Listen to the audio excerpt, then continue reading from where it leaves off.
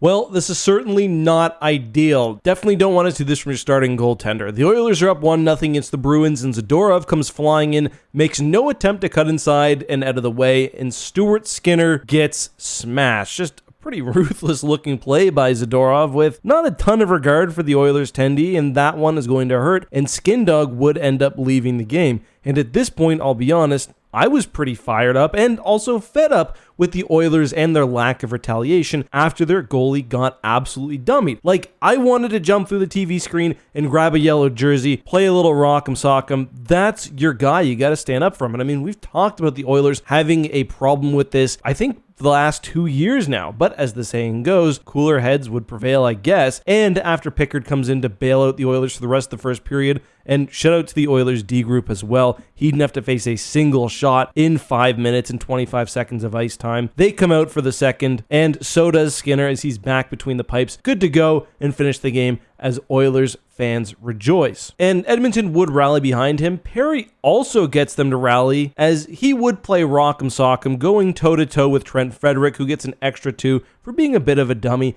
And of course, about 30 seconds into the power play, Nuge hits McJesus for a break-in goal, goes one-on-one, beats Swayman to put them up by 2. Then Hyman forces a turnover, Skinner gets it to Henrique, who gets his second of the night, and all of a sudden the Oilers are just cleaning up the Bears. Arvidsson gets the empty netter to make it 4-0 as Stuart Skinner comes back and puts the hero shift in, getting himself a shutout. Good job for the Oilers rallying around him, and in the first it looked like they hung him out to dry a bit, but 40 games in, one shy of the halfway mark for Edmonton. How do you think they look this year? They're good for sure. I just feel like they're sometimes on autopilot, just a team waiting for the playoffs and not really doing a whole lot more than going through the motions for the season. And I mean, fair to them, you've heard of the Stanley Cup hangover. I think that applies to the team which wins, but also gets there as well. It's also a team that seems like they need to learn to have fun sometimes, which maybe is crazy to say, but there's so much pressure. They're so serious. Just our thoughts. Let us know yours down below. I will say it would have been funny if Pickard had gotten scored on, then the Oilers had scored another in the first. He technically would have been the winning goalie of record if Boston didn't score anymore. But see you next time.